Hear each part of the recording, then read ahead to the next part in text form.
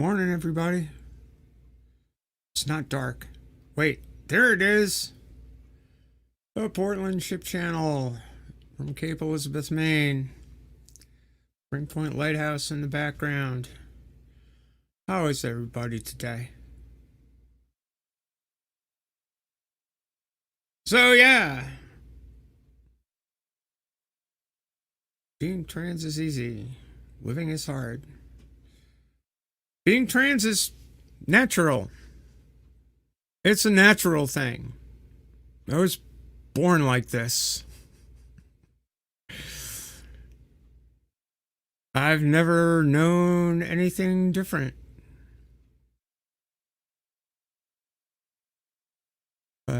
Coming to reckon with it, on the other hand, it's been a long process for me. And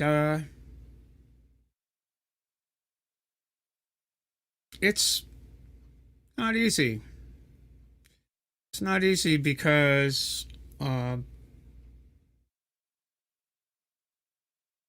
it's hard to explain what it's all about. It's hard to explain to other people. It's hard for other people to grasp it. It's hard for me to grasp it. I don't know the answer to the famous Walsh question.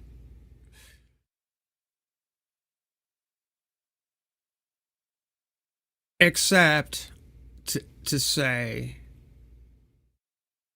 I know myself, and it's been a journey to try to figure it out. I'm coming up on the let's see, the 16th of this month is the 26th anniversary of my taking a little patch, plunking it on my skin, and changing my blood chemistry to comport to that of the person I feel I am.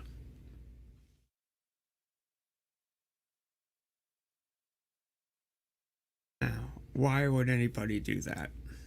Well, because the person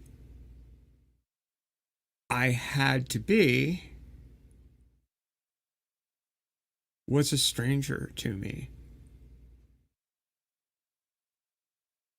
There's a whole riff, the whole born in the wrong body thing, which is a convenient shorthand, I think, for cis people. But it's not really that. I don't feel like I was born in the wrong body. I never have. I just wasn't comfortable.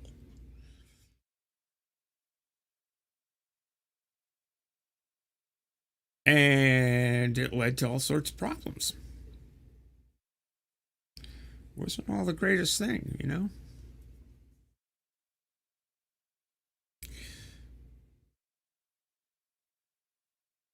So 26 years ago, I took steps.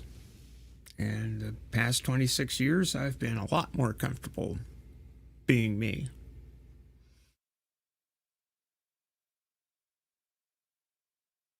But it's hard. It's hard. This is not for the faint of heart. It's not for a it's not a whim.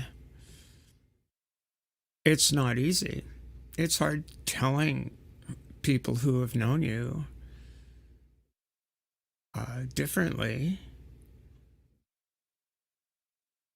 is that, there's a little something about me you don't know, and I want to tell you. It's hard to tell yourself. There's something but you can't say. because we're sort of socialized to put that part of ourselves away and be but not be. And that being but not being bit is probably the hardest part of a closeted life. I imagine that goes for queer people generally.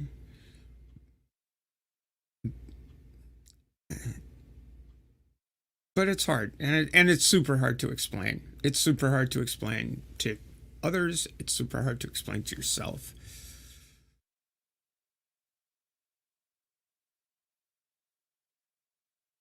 And quite honestly, I'm tired of explaining it.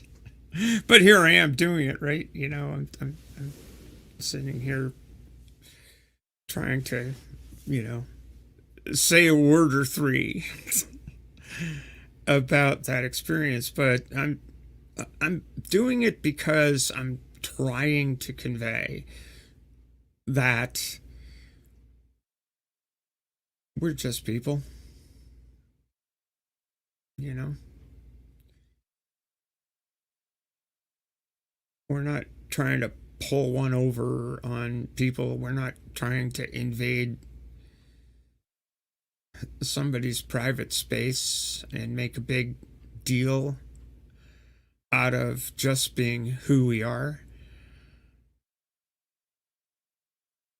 And it's really kind of a pain in the ass, to be honest, to wake up every day and see something else in the news about where I can take a piss. You know, can you imagine having to be concerned about that sort of thing?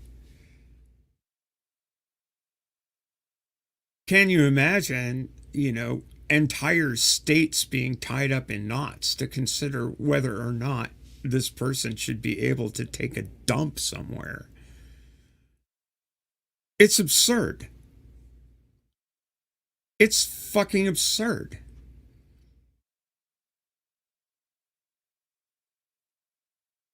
And I'll tell you, it wasn't like this for a very long time. You know, up until 2018 or so, it was just not an issue. And then the media, of course, had to feature Laverne Cox on on the cover of Time magazine, say the transgender tipping point. And all of a sudden, the confluence of politics made people like me the stars of the show. North Carolina goes and passes a bathroom bill that tells me I can't take a dump on my way to Florida. I can't count the number of times I've driven from Maine to Florida to do the J24 midwinters or some such thing, you know, some sailing event in the middle of the winter. And drive through North Carolina. It's like, hey, you know, that's no big deal. But in 2016, I was absolutely sure to bring my birth certificate with me so that in case anybody happened to have a question about is that a woman or a man, I could whip it out and say, look, it's like it says right here, I was born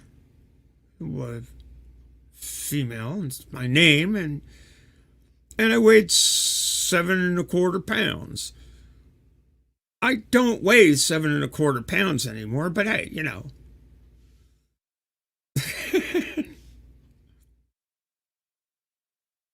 So, I guess. But can you imagine the imposition of, you know, an entire sovereign state of these United States making it their business to inspect what I got in my pants? what I had in my pants when I was born. As if I had pants when I was born. I mean, for fuck's sake.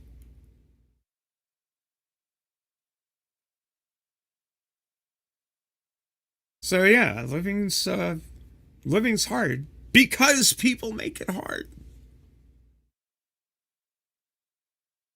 Yeah, people have made it hard.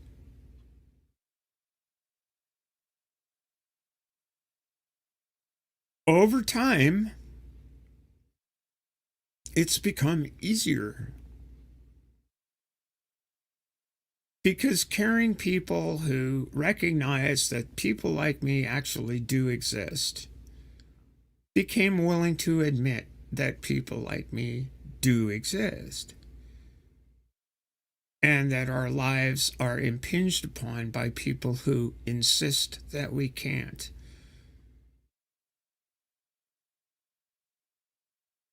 Growing up, I was the impossible girl. Literally told, that's impossible. You're impossible. That's impossible.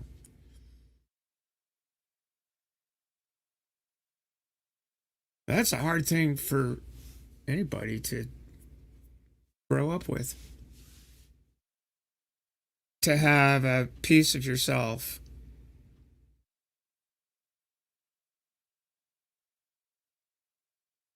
denied by the people around you who should care the most about your well being. That's how it was growing up in the 50s. That's exactly how it was growing up in the 50s. When this phenomenon was not well understood. I mean,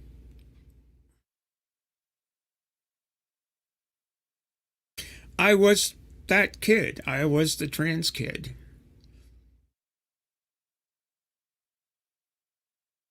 I insisted on my gender at a very early age.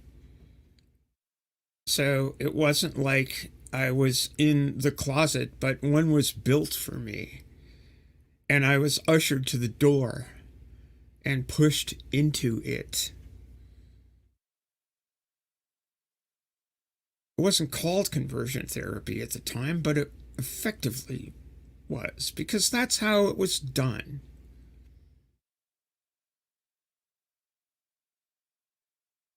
And reflecting on it, I can't complain because the people around me who did care and did know, and the people I told,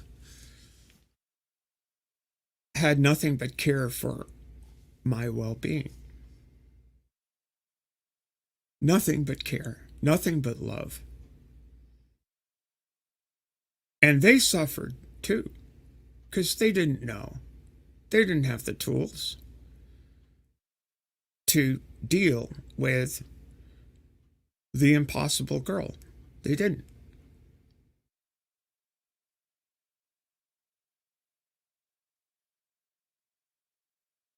And that's changed over time. That's changed with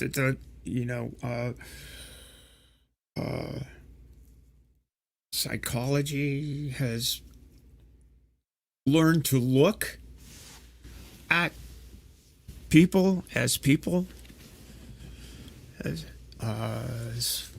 the medical profession has advanced. The caring professions have advanced. If I were a kid today, best practices would have allowed me to be that kid, just a kid.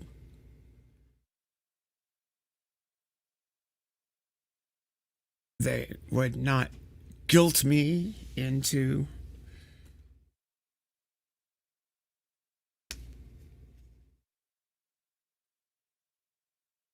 not making friends.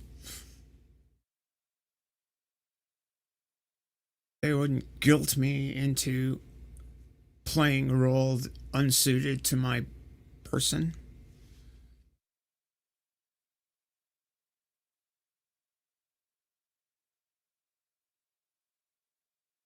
But that's what used car salesmen sitting in state legislatures want to do today.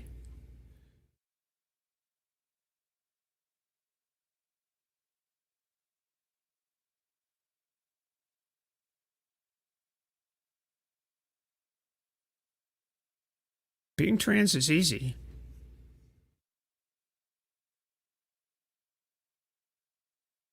Not a lot of people are, which is fine. You know, I'm not trying to trans the world, or I don't have an agenda aside from please just be kind. Please just leave us the fuck alone and let us be who we are. Get your panties in a twist about where we piss and where we shit and how we are. Just let us be.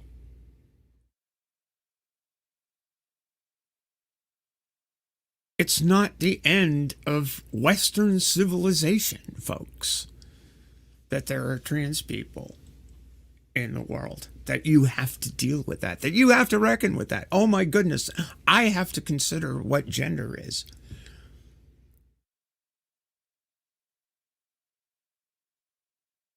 You know, people don't want to. You know, it's like, well, why should I have to confront that? And that's fine. I really wish that I wish everyone could just be settled and happy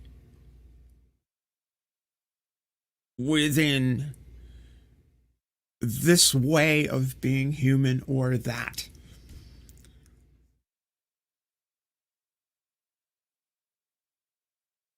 Whether it's a binary sense of gender or a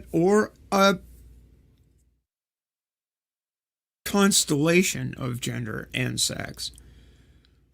I wish everybody could be as comfortable as some people seem to be and not insist that there's this way and this way only to be.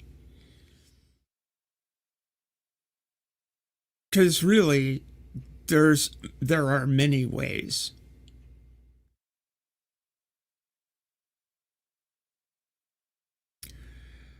You know, second wave feminist Simone de Beauvoir wrote quite famously, one is not born a woman, one becomes one. And one becomes a man or a woman or oneself through self-exploration, through socialization, and through the pressures from the outside world.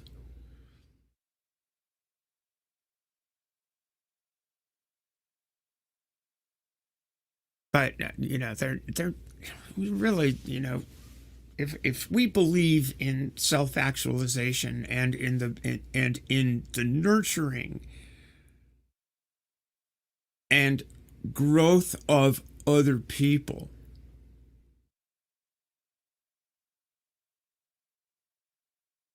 kind of need to give them their space and their air. So yeah, after 26 years, I'm happy enough. Past 26 years have been happier than the previous, what, 50? Some.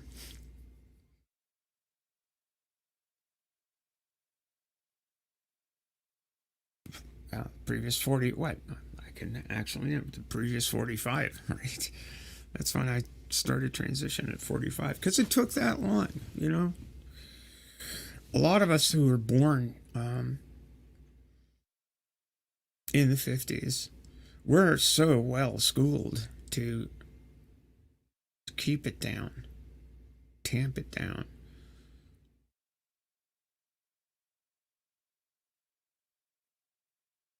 They always spend a great deal of time avoiding the inevitable.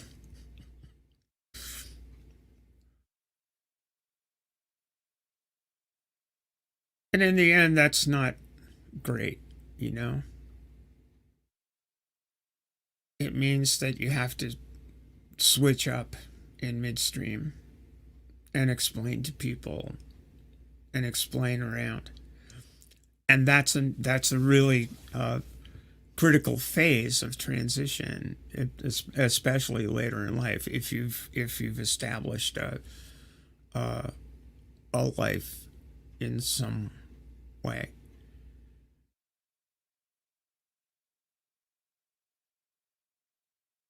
Part of the reason I'm reflecting on this, aside from the fact that time is marching on towards the 16th of February, and I'm sitting there saying, "Oh my God, I got this thing in the mail, and I can do this." Is because I was doing an errand, went to the bank next door, and there was a gentleman there who I hadn't seen in a while. Older fella. A guy I used to sail with.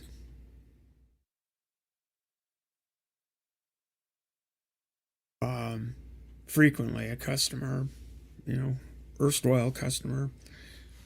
He's 90, just turned 90. And he's there sort of struggling a bit, he had a couple of canes to assist him to walk.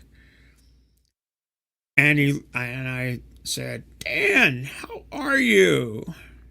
And he had a great big smile on his face, and he said, "I'm going cross-country skiing," with his two poles there. It's like, oh my word, dude, that's pretty funny.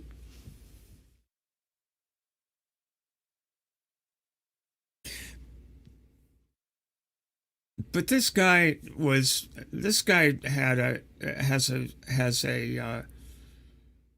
occupies a really special place in my heart, because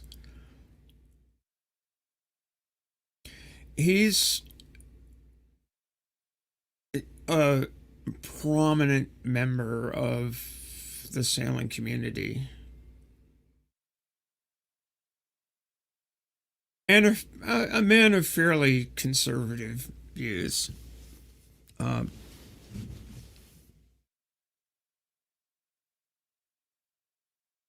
And he was one of the very first people,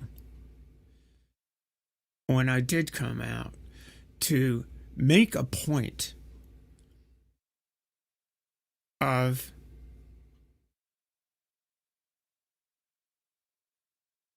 cornering me, collaring me, and saying,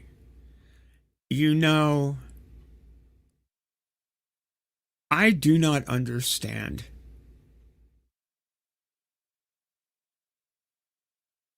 this, what you're going through.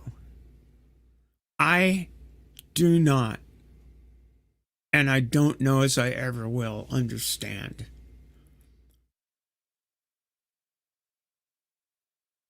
But I know you, and you are my friend.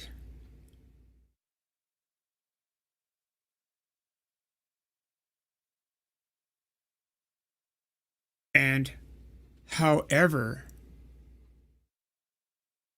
things go, that won't change.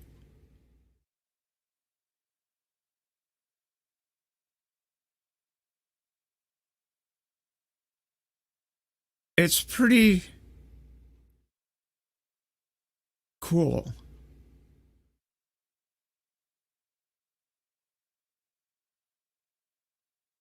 to have that moment. And seeing Dan yesterday was just, oh my word. I just wanted to hug him.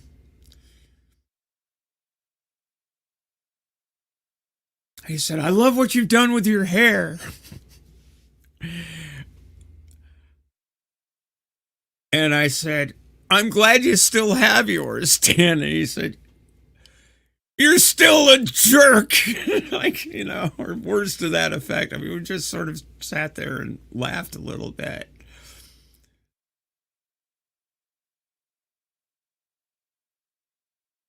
But that's the way it ought to be. I mean, it's like, there's how many people really care where I take a shit?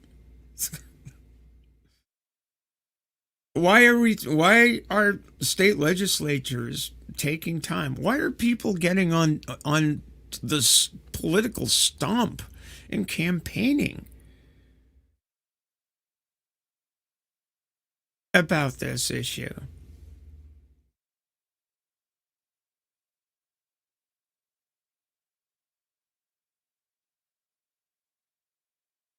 Why is the state of Utah passing a effing law that the only way it can possibly be enforced is by getting people to say, I think that person's a man in the ladies' room.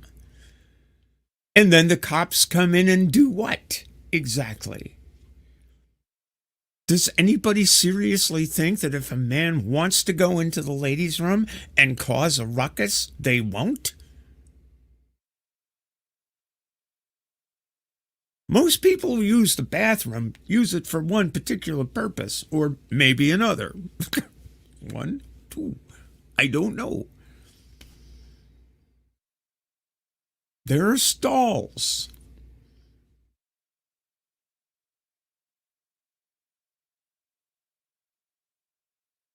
I mean, for fuck's sake. Being trans is easy. Living is hard. And it's only hard because people have got their panties in a twist.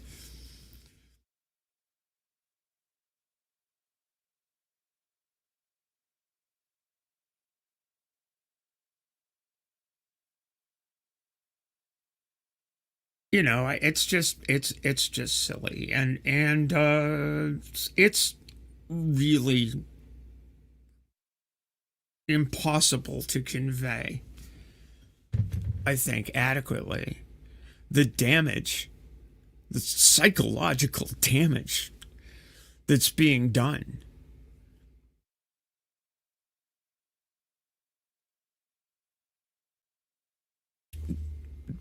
In this constant drumbeat, constant news stories. I mean, I got to walk away from it from time to time. It's just Jesus. I can't, open social media. It's like, no, not gonna do it.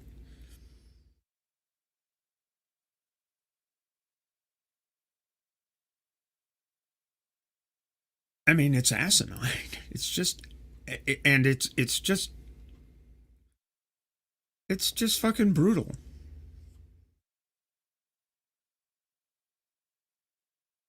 Being trans is easy. Living is hard. Well, living's hard for everybody. I mean, I'm not here trying to, oh, woe is me kind of thing.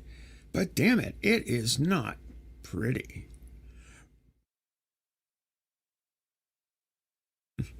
Read about the shit going on in Utah, read about this, read about that, read about the other thing, and it's just going on and on and on. And it gets tiresome.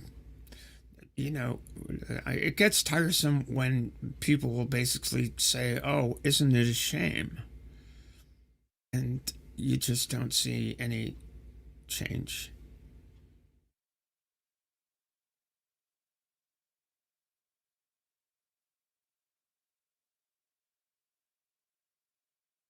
It's like, but there is, I have the feeling, though, that the zeitgeist is changing a little bit. There's a great story a couple of days ago. The one of the original Moms for Liberty chapters in Pennsylvania, uh, disbanded. You know, they couldn't get people to come to their meetings anymore, uh, and so they disbanded their official chapter. Now, of course, one of the leaders, of course, was caught up in a little bit of a polyamorous situation, and so it didn't comport all that well with the message they were spreading, which was holier than thou bullshit. Make America great again and all of that crap. Well, you know, great for who? I mean, it's like it's the moral crusade being led by people whose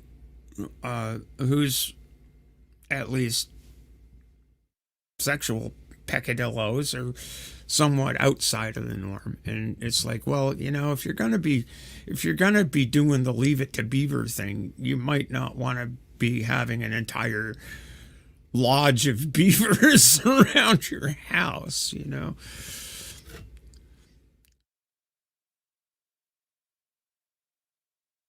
So anyway, they just disbanded. They got like 3 people to show up to the meeting to vote to disband the thing, and they used to have a big, huge crowd of folks, and folks marching into libraries to make sure that actual real life stories don't get told. This keeping history secret, this keeping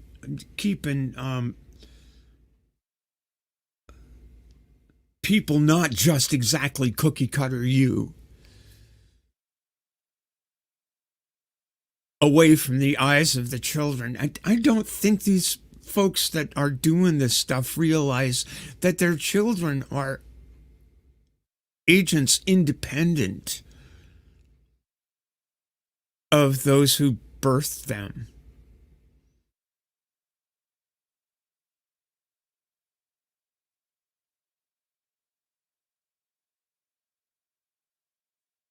It's kind of a biology is destiny writ to the nth degree. It's like, Jesus Christ, because you're of this family, you must do this kind of thing. It's medieval in its outlook.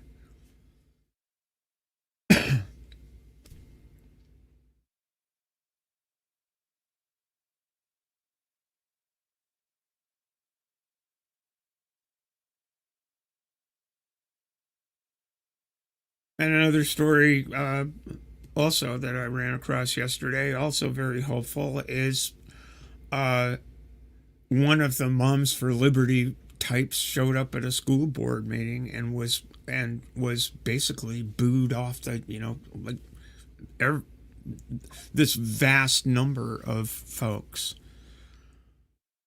uh, basically said, well, this is garbage. We're not gonna, you know, we're not gonna tolerate books being banned and uh, children being treated poorly. So it's hopeful, and I'm hopeful that maybe the tide is turning.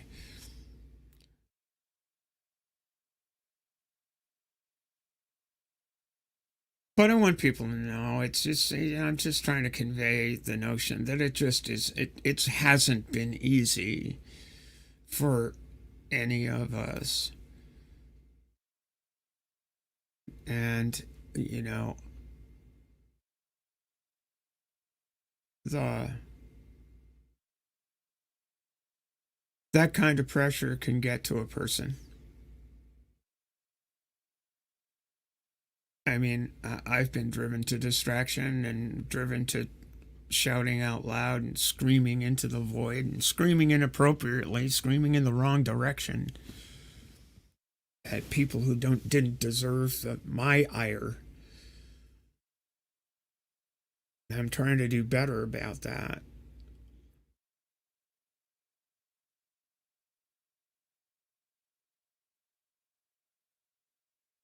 At the same time, I don't want people to get the impression that it's all cakes and roses. right now because people are hurting.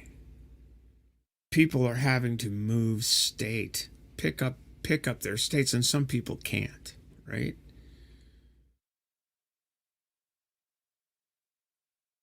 When we talk about marginalized groups, some people simply can't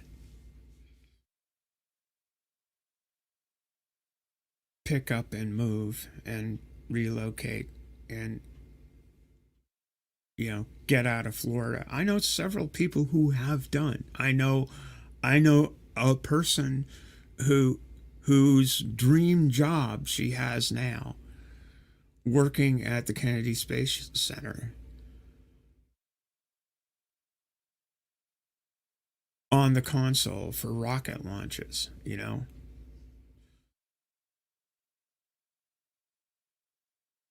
trying to find a way out of that dream job, maybe go to Pasadena just to get out of Florida.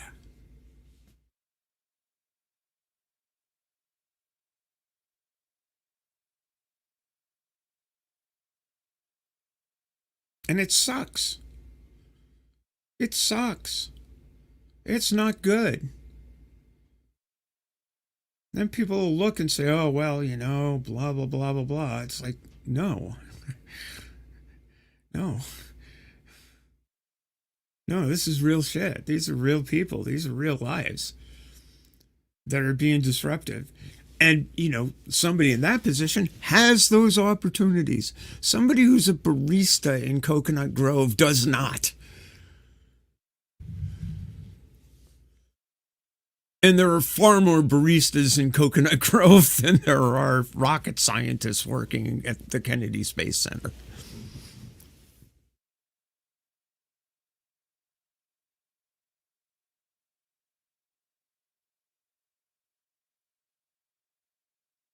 I've been lucky. I have been lucky. I have had a fairly decent life. I was able to transition. I was able to finally be not the impossible girl, but the old crone I am now. I've it's okay.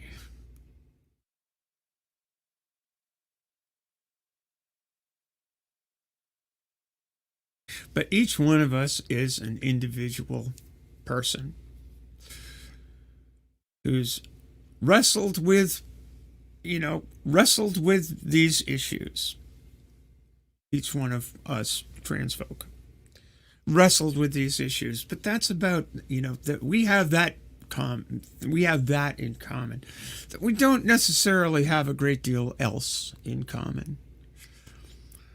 There's no agenda unless you consider wanting to take a shit in peace an agenda.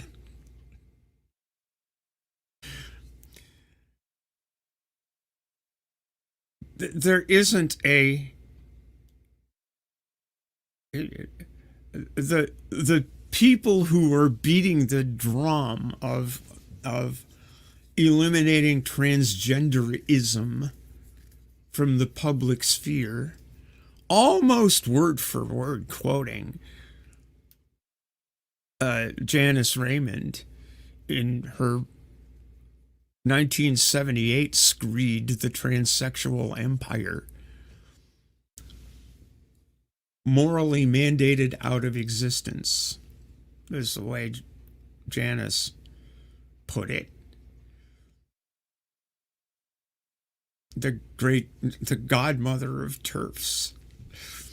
I mean, this shit isn't new, It's not. I'm not saying that this is new, but what is new is the legislative action, the public action that's taking place on a very visible stage.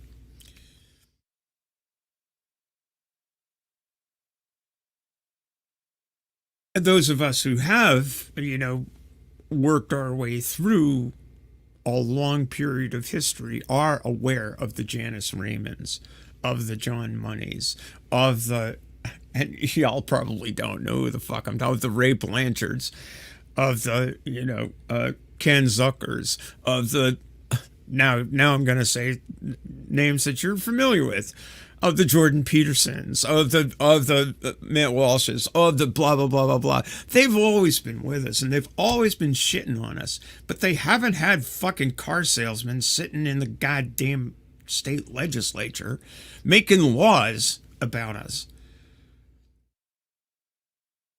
And I really kind of have to wonder, how the fuck did they get there? Somebody voted for them. Right?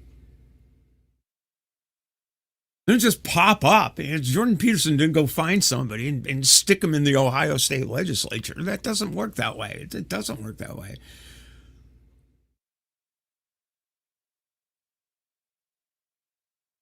It happens because of agitation. It happens because of stuff. It happens because of money. People have objections to. It's like there was one conversation recently. I was not a party to, but I was listening in when somebody was basically going. They were discussing Joanne Rowling. And one person was asserting that, isn't it a shame what's happened to J.K. Rowling being canceled and all? And another person was taking the position of, well, she's a bigot.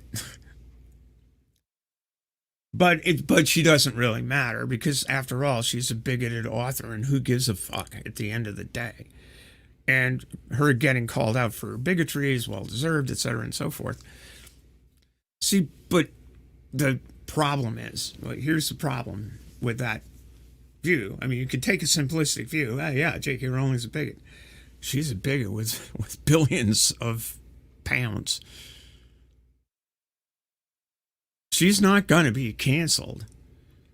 People like, you're not canceling Rowling. You're not canceling Dawkins. You're criticizing them. And that's the only fucking tool in your toolbox.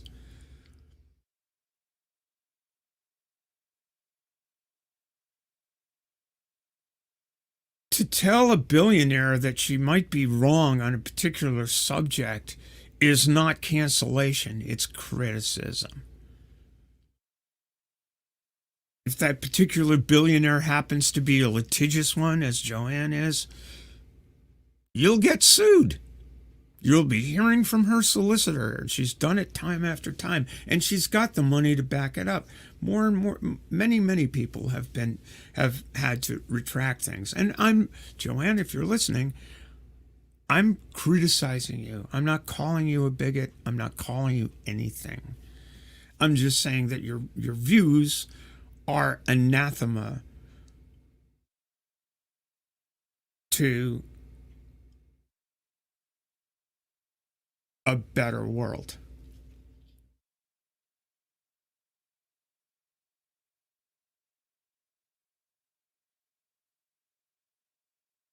And the problem is that she uses her money to foot the bill for conversion therapy clinics in the UK. She uses her money to support politicians who would eviscerate the Equality Act in the UK. She gives her money to plaintiffs who bring court cases against their employer so that they can have the privilege of misgendering and dead-naming people on the job. That's the problem with the wizard lady. It's not that she has shitty, it's not that she says kooky shit.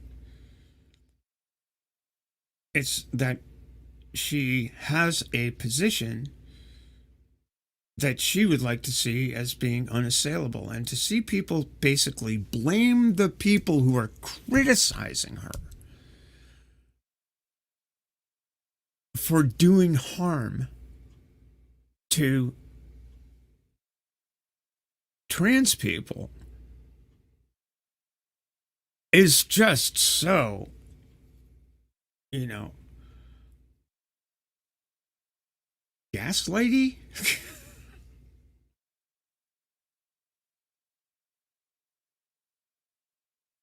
It's just,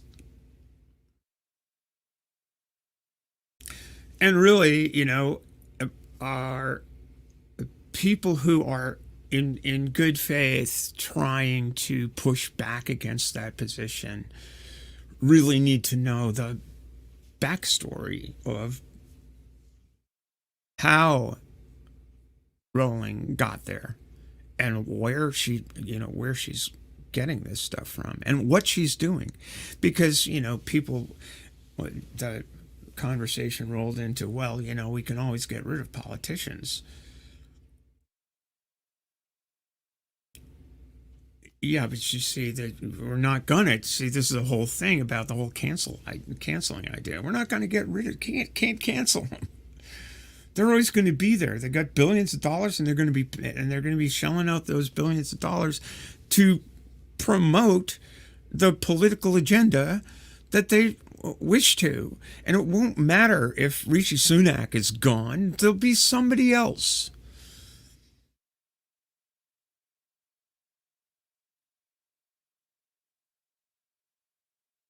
So yeah, I mean, being trans is easy. It's like waking up in the morning.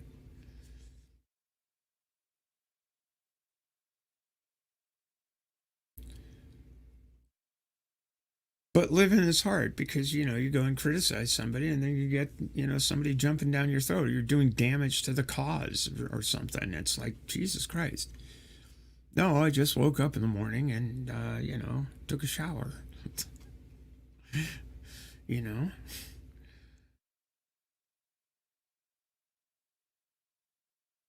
Oh, I got off the water and I'm covered with salt. I need to take a shower.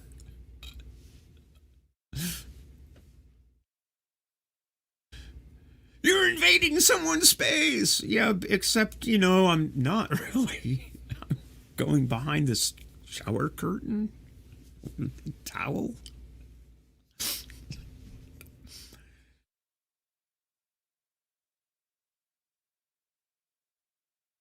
I mean,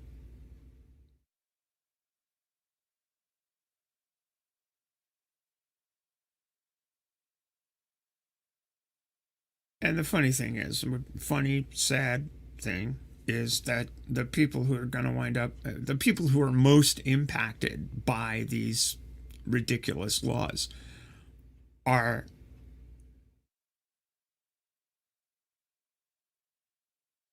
mostly cis women who are not doing gender right, according to some asshole.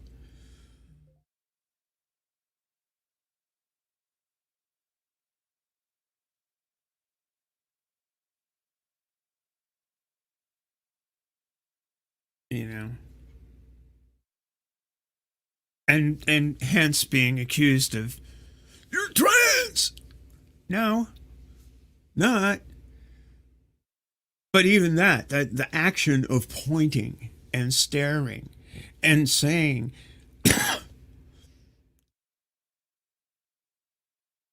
you're not real,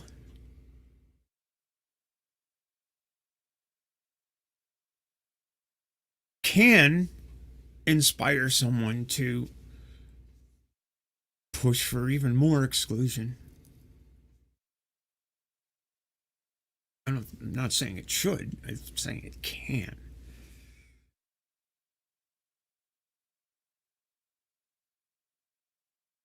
Because the implication there is you're trans, you're awful. You know,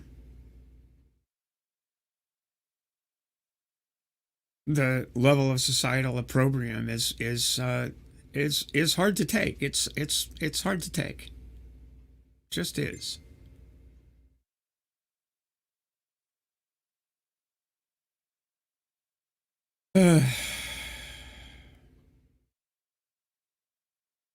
So that's my morning rant. It's coming up on noon. Appreciate YouTube Punk. Let's see who else is in here. I haven't been really looking. Crystal, thank you so much for being here. Native Atheist, good to see you. Dave, Captive Desk, great to see you. Woohoo! Ember, I think I saw her in here earlier. And all the love. John Fabiano, howdy. Oh, gosh. You see love. Gotta love the you see love. Gotta love all you folks. And thanks for putting up with me. Thanks for tuning in. Yeah, being trans is easy, living is hard. And, it's hard for me. If you want to buy me some coffee, I would really appreciate it. I'm in a tough spot right now. But, whatever. A little something here and there would be so much appreciated. And I know you folks have been wonderful. A lot of support. I feel I'm a lucky girl. So with that, I guess, from the Portland Ship Channel, Cape Elizabeth, looking up towards the city of Portland, Spring Point in the background, and the Portland Peninsula in the background. From here, I guess, see y'all later. I'm going to hit this end stream button and see how long it takes. 1, 2, 3.